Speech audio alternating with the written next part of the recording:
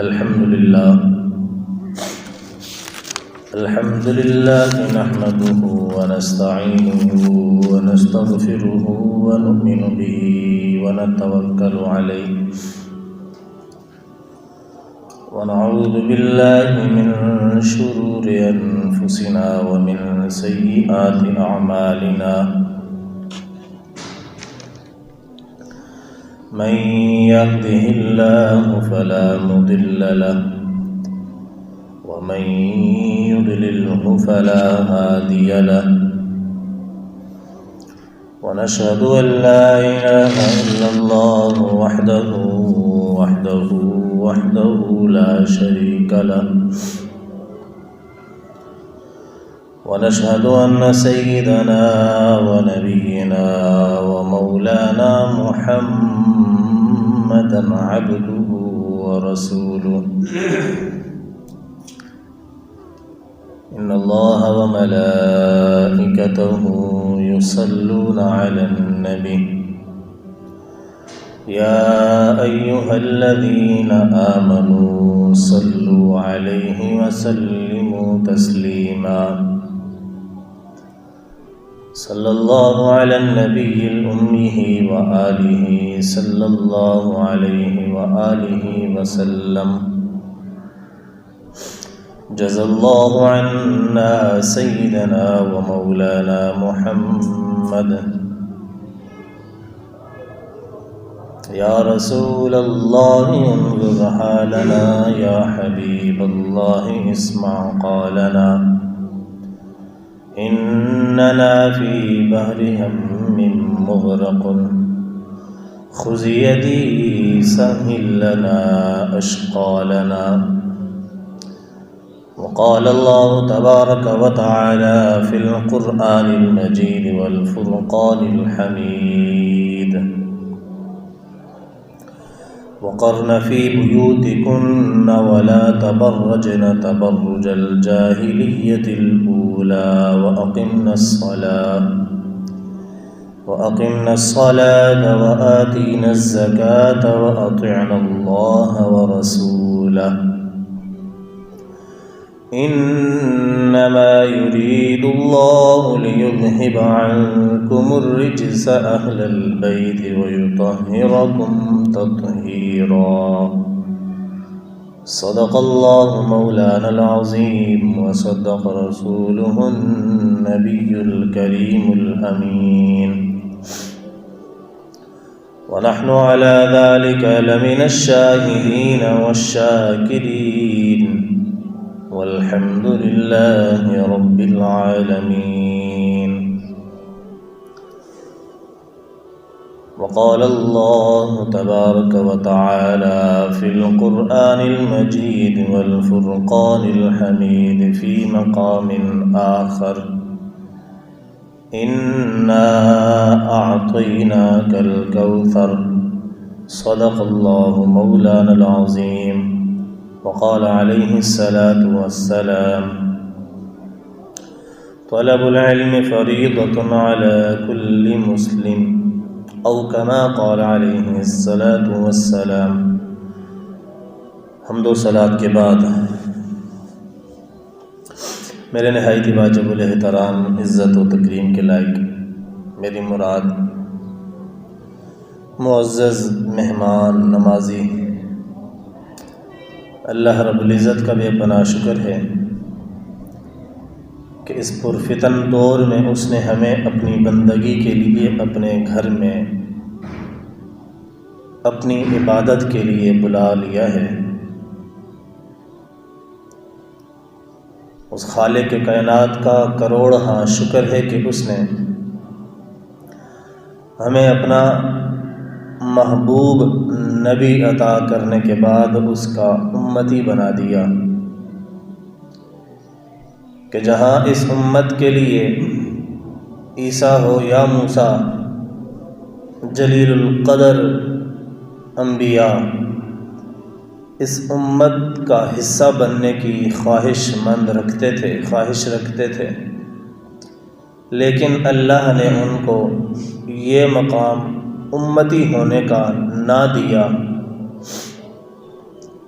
یہاں ان نبیوں کی توہین نعوذ باللہ ہم نہیں کرنا چاہتے، لیکن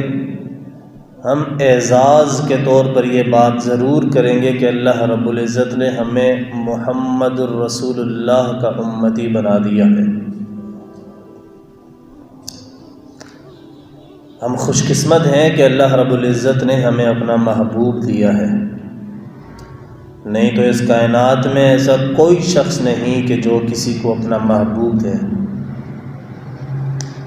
یہ محض اللہ رب العزت کی مہربانی ہے، کرم نوازی ہے، اس کا فضل ہے کہ اس نے ہمیں اپنا محبوب عطا کیا ہے، اور اپنا محبوب یعنی آخری نبی محمد الرسول اللہ صلی اللہ علیہ وآلہ وسلم اس نے ہمیں عطا کیا۔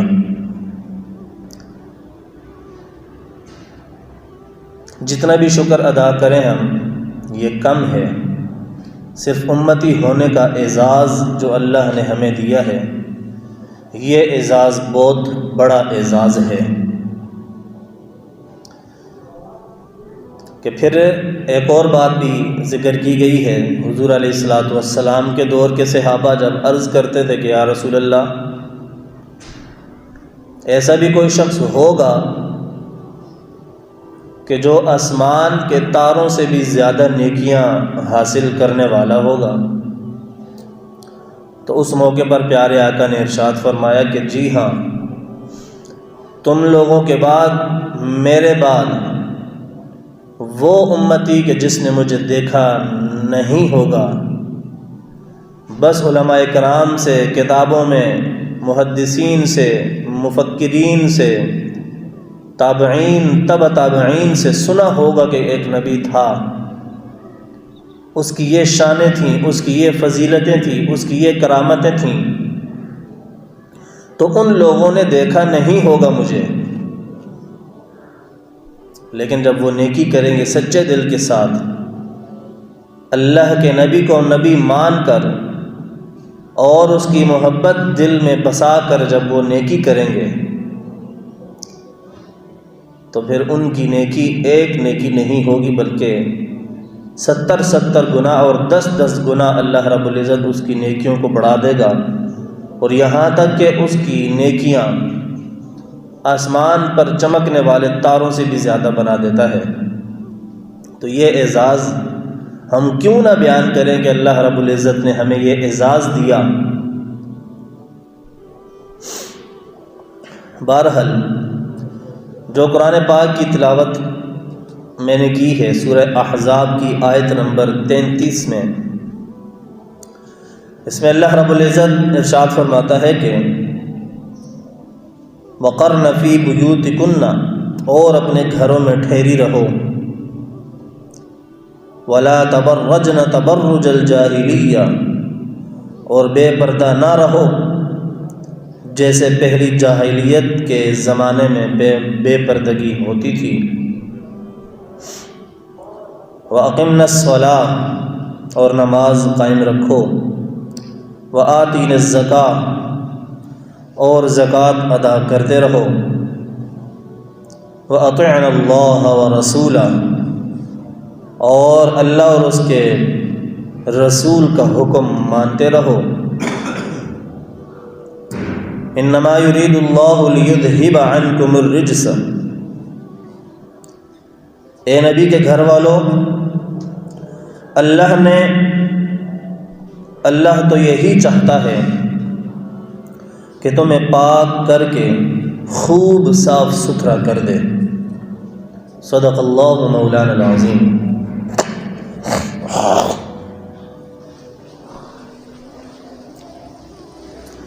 اس آیت میں اللہ رب العزت نے عورتوں کے بارے میں ذکر کیا ہے، اور عورتیں بھی کچھ عام مقام رکھنے والی نہیں تھیں، آج کے معاشرے کی عورتیں نہیں تھیں، بلکہ حضور کے زمانے کی، حضور کی ازواج مطہرات کہ جو رشتے میں ہماری مائیں لگتی ہیں، ان کے بارے میں اللہ رب العزت ارشاد فرما رہا ہے کہ وَقَرْنَ فِي بُيُوتِكُنَّ، کہ ٹھہری رہو اپنے گھروں میں، بے پردگی نہ اختیار کرو۔ یہاں رک کر میں آپ سے سوال کرتا ہوں، آپ مجھے بتائیں کہ کیا نبی کے گھر والے، ہماری امی جان حضور کی ازواج مطہرات کا بے پردگی کرتی ہوں گی؟ تو آپ جواب مجھے یہی دیں گے کہ نہیں، بلکہ اس قرآن کی آیت کے پیچھے اللہ رب العزت ہمیں مخاطب ہو کر یہ کہہ رہا ہے کہ اس دور کی عورتوں تم اپنے گھروں میں ٹھہری رہو، بے پردگی نہ اختیار کرو۔ وَلَا تَبَرَّجْنَ تَبَرُّجَ الْجَاهِلِيَّةِ، کہ جاہلیت کے زمانے میں جیسے بے پردگی اختیار کرتے تھے ویسے اختیار نہ کرو۔ اور فرمایا کہ نماز قائم کرتے رہو، زکوٰۃ ادا کرتے رہو، اور اللہ اور اس کے رسول کا کہنا مانتی رہو۔ اصل موضوع میرا آیت کا یہ حصہ اب بنے گا کہ انما یرید اللہ لیذھب عنکم الرجس، کہ نبی کے گھر والوں اللہ تو یہی چاہتا ہے کہ تمہیں پاک صاف کر دے، ہر ناپاکی اور ہر گناہ سے، ہر عیب سے تمہیں دور کر دے اور تمہیں خوب پاک صاف کر کے صاف ستھرا کر دے۔ یہاں رک کر ہم یہ بات بھی جاننا چاہیں گے کہ جہاں اللہ رب العزت نے آیت کے شروع میں سونے نبی کی ازواج مطہرات کے بارے میں جب یہ ارشاد فرمایا تو نعوذ باللہ ہم یہ نہیں کہہ سکتے کہ حضور کے گھر والے بے پردگی کرتے تھے، بلکہ اس آیت میں ہمارے لیے سبق ہے کہ ہم اپنی مائیں، اپنی بہنیں، اپنی بیویوں اور اپنی بیٹیوں کو کیا سبق دے رہے ہیں۔ آیا کہ ان کے سر پر ہم دوپٹہ ڈالنے کی یا رکھنے کی ان کو تعلیم دے رہے ہیں یا نہیں دے رہے، یا پھر ہر ایرا گیرا جس کا جب دل چاہے وہ میری ماں ہو یا آپ کی بہن ہو، کوئی بھی ہو، جب دل چاہے گھر سے نکل جائے، شوہر کی اجازت ہو یا نہ ہو، تو یہ شریعت کا حکم نہیں ہے، شریعت اس پر خوش نہیں ہوتی۔ اللہ کا حکم اور سونے نبی کا حکم یہ نہیں ہے کہ جب دل چاہے گھر سے منہ اٹھا کر نکل جائے بندہ، یہ خاص کر کے حکم عورتوں کے لیے ہے۔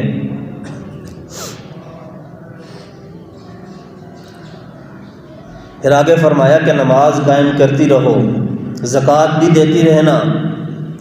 سونا تم لوگوں کے پاس ہوتا ہے، کون سی عورت ہے کہ جو صحیح حق سچ کے ساتھ پوری زکوٰۃ نکالتی ہے؟ عورت تو عورت صحیح، مردوں کے پاس کتنی دولت اللہ نے دی ہے، وہ زکوٰۃ ادا نہیں کرتے۔ اور فرمایا کہ وَأَطِعْنَا اللَّهَ وَأَطِعْنَا الرَّسُولَ، کہ اللہ اور اس کے رسول کا حکم مانتی رہو۔ اب آئیں یہاں سے ہمارا اصل موضوع شروع ہوتا ہے کہ حضور نے اپنے گھر والوں کے بارے میں جہاں سینکڑوں حدیثیں ارشاد فرمائیں، وہاں اللہ رب العزت نے بھی سونے نبی کے گھر والوں کے بارے میں ارشاد فرمایا کہ اللہ تو یہی چاہتا ہے کہ تمہیں پاک صاف بنا دے، ہر عیب سے تمہیں دور کر دے، کوئی گناہ، کوئی عیب تمہارے قریب بھی نہ ہونے دے۔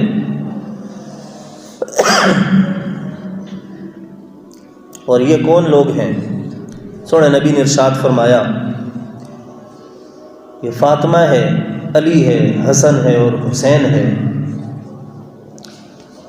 بعض روایات میں یہ بھی ہے کہ حضور اس آیت کا مصداق ازواج مطہرات ہیں،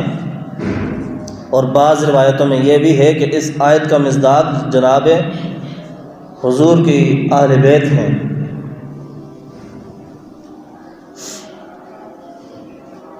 جہاں اللہ رب العزت نے ہمیں یہ مقام دیا، اعزاز دیا، اشرف المخلوقات بنایا،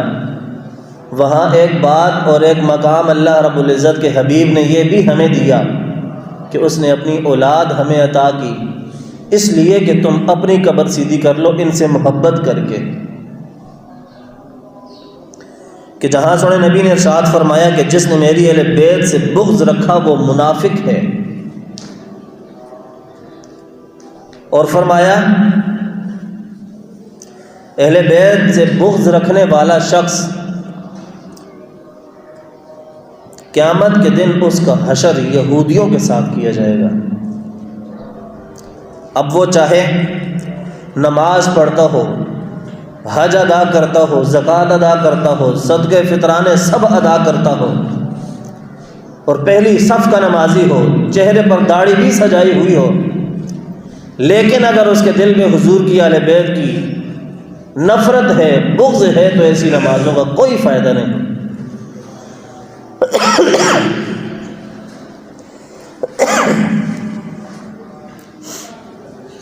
پھر فرمایا کہ اللہ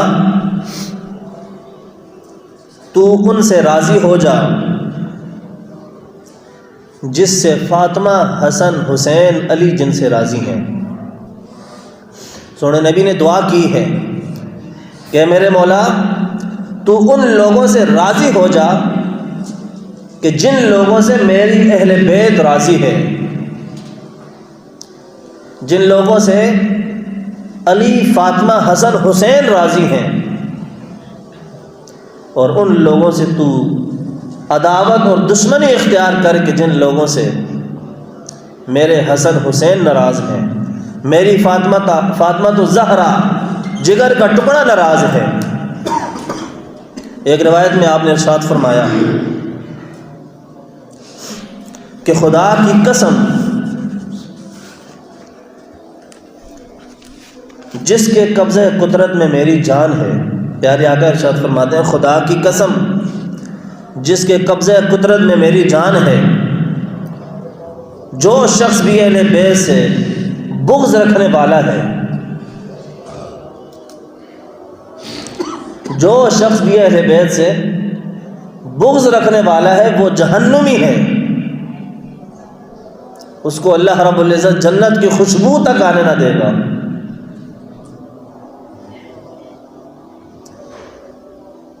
جہاں اللہ رب العزت کے حبیب نے آخری خطبے میں یہ بھی جملہ ارشاد فرمایا تھا کہ لوگوں میری یہ باتیں ان لوگوں تک پہنچا دو کہ جو یہاں موجود نہیں ہیں، اس خطبے میں ایک بات یہ بھی تھی کہ لوگوں میں تم لوگوں کے درمیان دو چیزیں چھوڑ کر جا رہا ہوں، ان دو چیزوں میں سے ایک قرآن پاک ہے اور دوسری چیز میری اہل بیت ہے، میری عطرت ہے، میرے قرابت دار ہیں، میری فاطمہ، میرا حسن، میرا حسین ہے۔ تم میں سے جو شخص بھی ان سے بغض رکھے گا میں محمد بھی اس سے بغض رکھوں گا۔ اور یہ یاد رکھیں کہ جو بھی شخص اس دنیا کا اور اس معاشرے کا آپ کے سامنے آئے اور وہ آپ کو حضور کی اہل بیت کا کوئی نغمہ، کوئی ترانہ، کوئی شان نہ بیان کرے تو سمجھ جاؤ کہ اس کے عقیدے میں کہیں نہ کہیں گڑبڑ ضرور ہے۔ ہم سنی تو بنتے ہی تب ہیں، ہم سنیوں کو تو مہر ہی ہمارے عقیدوں پر تب لگتی ہے کہ جب ہمارے دلوں میں حضور کی اہل بیت کی محبت ہوتی ہے۔ آج ہر وہ نمازی میرے سامنے آئے کہے میں نمازی ہوں، میں 5 وقت کا باجماعت نماز امام کے ساتھ تکبیر اولیٰ بھی میری ضائع نہیں ہوتی، ہر سال میں حج عمرہ کرتا ہوں، مال و دولت جو اللہ نے دیا میں اس میں سے زکوٰۃ بھی نکالتا ہوں، لیکن میرا اس سے پیار سے سوال ہوگا جناب ذرا یہ تو بتاؤ کہ حضور کی آل کی محبت آپ کے دل میں ہے یا نہیں؟ اگر وہ شخص اس سوال کے جواب میں وہ جواب نہ دے سکا تو میں کہتا ہوں اس کو، اور شریعت اور حضور خود کہہ رہے ہیں کہ تیری ان نمازوں کا تجھے کچھ فائدہ نہ ملے گا، پھر حضور نے فرمایا کہ تم اپنے بچوں کو حضور کی محبت سکھاؤ، حضور کی آل کی محبت سکھاؤ۔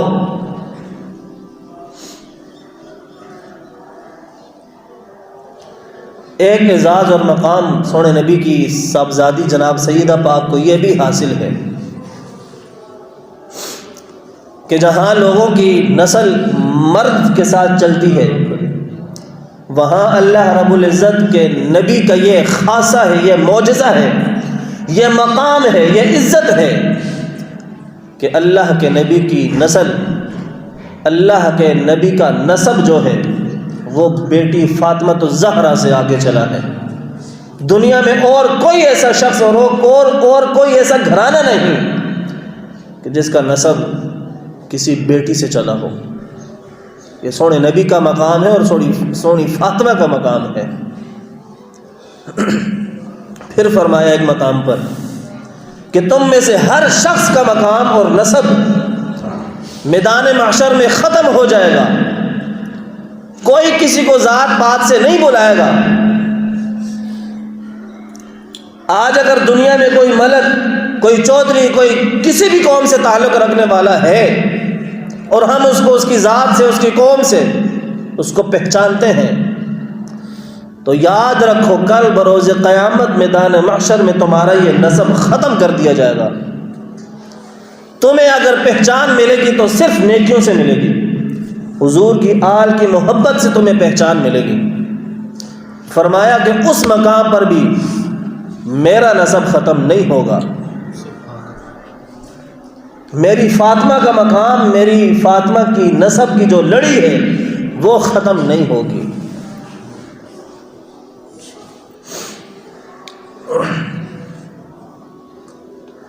پھر ایک مقام پر ارشاد فرمایا، اے مولا میں اپنی اولاد کو، اپنی فاطمہ، اپنے حسن حسین کو تیری پناہ میں دیتا ہوں، شیطانی ہر چال، ہر عیب سے، ہر فتنے سے ان کو دور رکھنا۔ اور آپ نے دیکھا ہے کہ حضور کا گھرانہ کتنا مقام اور کتنا مرتبہ حاصل کر کے اس دنیا سے گیا ہے، کہ جہاں سیدہ پاک جب اللہ کی بارگاہ میں حاضر ہونے کے لیے ارادہ کریں، فاطمہ الزہرا سلام اللہ علیہا، ہماری مائیں، ہماری بیٹیاں آپ کی قدموں کی اٹھتی ہوئی دھول پر قربان ہو جائیں، وہ جب اللہ کی بارگاہ میں جانے کا ارادہ کرتی ہیں تو پتہ ہے ان کی عادت پاک کیا ہوا کرتی تھی؟ آپ پہلے اپنے سرتاج کے پاس جایا کرتی ہیں کہ مولا مرتضیٰ، حضرت علی میرے سر کے تاج، آج رات میں نے ارادہ کیا ہے کہ اللہ کی بارگاہ میں حاضری دوں، آپ مجھے بتائیں آپ کو میری طلب تو نہیں ہے؟ حضور کی بیٹی کی عادت کریمہ کیا ہے کہ جب اللہ کی بارگاہ میں حاضری دینے کے لیے ارادہ کرتی ہیں تو اس سے پہلے وہ اپنے شوہر کے پاس جاتی ہیں کہ حضور آپ بتاؤ آج رات کے لیے آپ کو میری ضرورت تو نہیں؟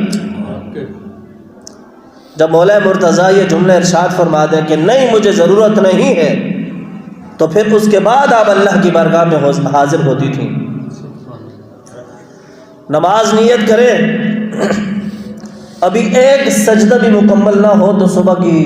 اذان کی آوازیں آنا شروع ہو جائیں، اور اٹھ کر کہیں کہ یا اللہ تیری رات اتنی چھوٹی ہو گئی ہے کہ فاطمہ کا ایک سجدہ بھی پورا نہیں ہوتا۔ آج ہماری ماؤں کا کیا حال ہے، آج ہماری بیٹیوں کا، بیویوں کا کیا حال ہے، آپ بتاؤ نا ذرا۔ کہ جہاں فاطمہ کی تربیت کا عالم یہ تھا کہ ایک دفعہ خاتم النبیین پیارے آقا فاطمہ کے گھر تشریف لے گئے، دروازے پر دستک دیتے ہیں، اندر سے آواز آتی ہے کون؟ باہر سے کل جہاں کا سردار سونے نبی ارشاد فرماتا ہے کہ بیٹا محمد تیرا بابا صلی اللہ علیہ وآلہ وسلم۔ تو آپ نے فرمایا ابا حضور میرے سر پر دوپٹہ نہیں ہے، میں دروازہ نہیں کھول سکتی۔ کس کے سامنے؟ اپنے ابو کے سامنے بیٹی کہہ رہی ہے کہ ابا میرے سر پر دوپٹہ نہیں، میں دروازہ نہیں کھول سکتی۔ تب حضور نے اپنی چادر، اپنی نورانی کملی آپ کو عطا کی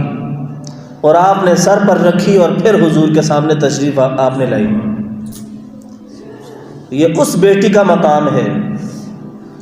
کہ جس بیٹی کو دنیا والوں کی آنکھ نے دیکھا ہی نہیں ہے۔ فاطمہ اپنی غلامہ کو کہتی ہیں، اپنی خادمہ کو کہتی ہیں کہ فاطمہ میں جب اس دنیا سے چلی جاؤں تو میرا جنازہ بھی رات کی تاریکی میں نکالنا۔ پوچھا گیا کہ آپ نے یہ کیوں حکم دیا؟ فرمایا کہ میں فاطمہ محمد کی بیٹی یہ نہیں چاہتی ہوں کہ میری چارپائی پر بھی کسی غیر مرد کی نظر پڑے۔ آج ہر وہ باپ، آج ہر وہ بھائی ہوش کے راکن لے لے کہ جہاں کل بروز قیامت میدان محشر میں فاطمہ کے سامنے جب تمہاری مائیں جائیں گی، نسیم ادھر جا گئے نا،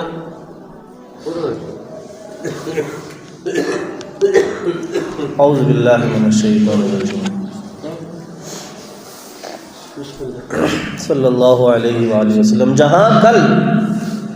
بروز قیامت میدان محشر میں میری اور آپ کی ماں پیش ہوگی، کس منہ کے ساتھ فاطمہ کا سامنا کرے گی؟ حضور نے فرمایا فاطمہ میری جنتی حور ہے دنیا کی حوروں میں۔ حضور نے فرمایا کہ کسی نے حور دیکھنی ہو نا تو میری فاطمہ کو دیکھو، کہ جہاں فرمایا کہ جنتی عورتوں کی سردار ہے میری بیٹی، تو آپ بتائیں نا کہ میری بیٹی، اللہ نے مجھے بھی بیٹی سے نوازا ہے، میری بیٹی فاطمہ کے سامنے کس منہ سے جائے گی؟ یا پھر آپ لوگ سونے نبی کے سامنے کس منہ سے جاؤ گے کہ یا رسول اللہ ہم نے تو بڑا برا حشر ہم نے اپنا کیا ہوا ہے۔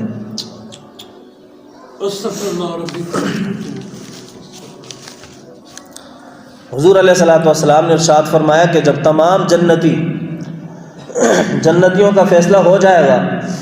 تو اس مقام پر بھی اللہ رب العزت یہ حکم کرے گا کہ ٹھہرو، رک جاؤ، اہل جنت والوں، محمد کی بیٹی کا گزر ہونے والا ہے۔ اور جتنے بھی اہل محشر ہوں گے اس وقت حکم ہوگا کہ سب اپنی نگاہیں نیچے کر لو۔ آج بوڑھا سامنے گلیوں میں بیٹھا ہو، اسی کی بہن گزر رہی ہوتی ہے، اسی کی ماں گزر رہی ہوتی ہے، سر سے لے کر پاؤں تک ہم اس کو تاڑتے ہیں۔ حکم ہوگا کہ آنکھیں نیچے کر لو، محمد کی بیٹی آ رہی ہے۔ اور فرمایا کہ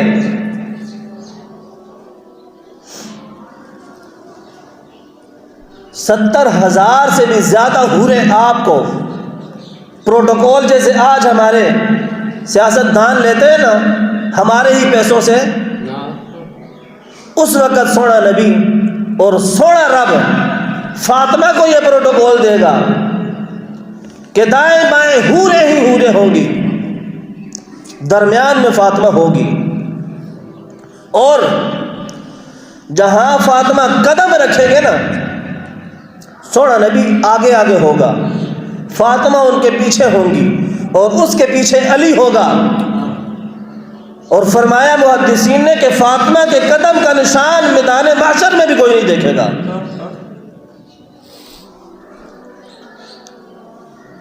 کیا فرمایا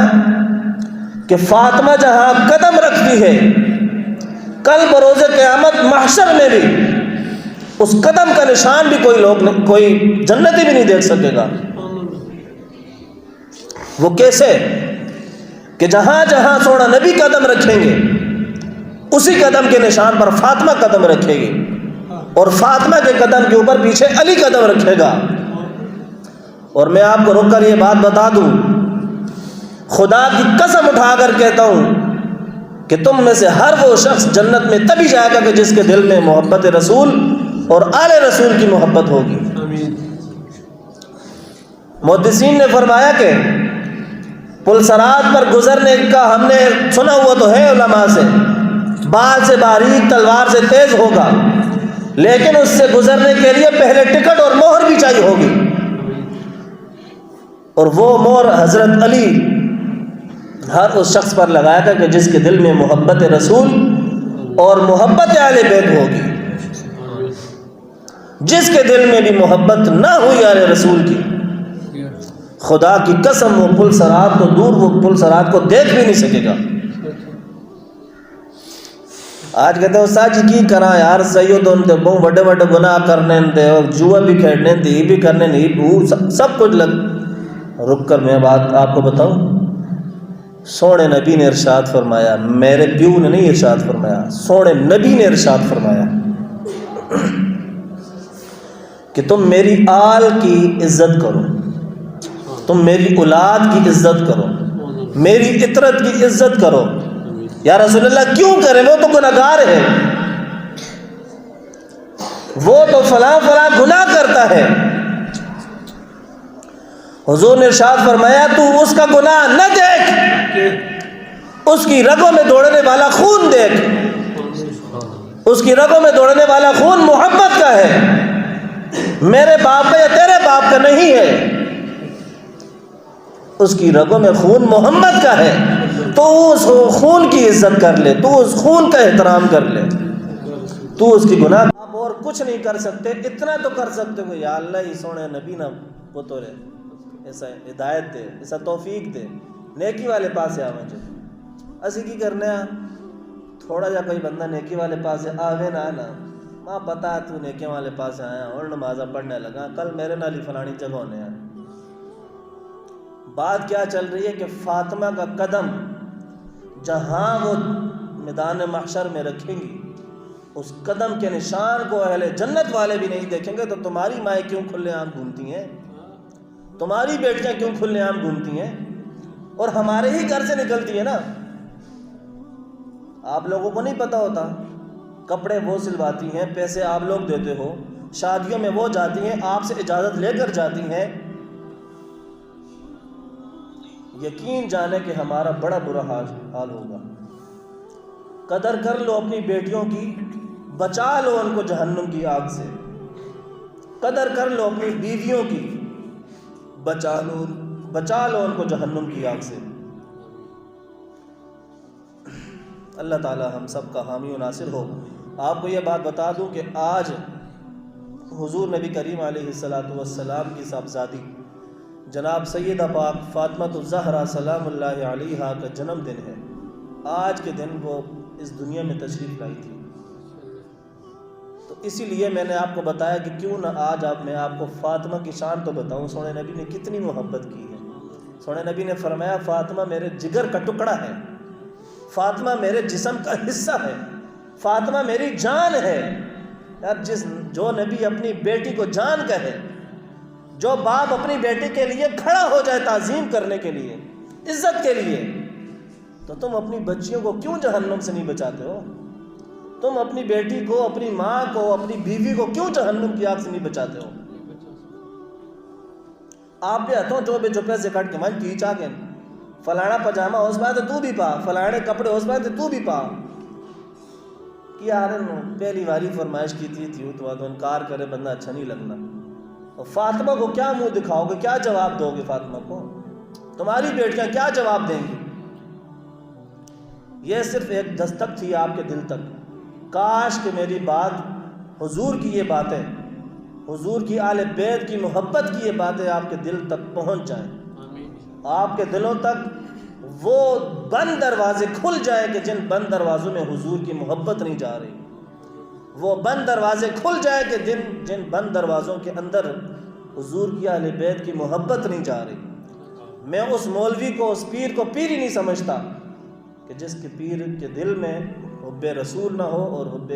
اہل بیت نہ ہو۔ اور وہ بندہ، میں آپ کو پھر جو بعد میں آنے والے آخری بات کر کے بات ختم کرتا ہوں، بعد میں آنے والا شخص چاہے کتنا ہی نمازی پرہیزگار حاجی صوفی صاحب کیوں نہ ہو، اگر اس کے دل میں محبت رسول اور محبت اہل بیت نہیں ہے،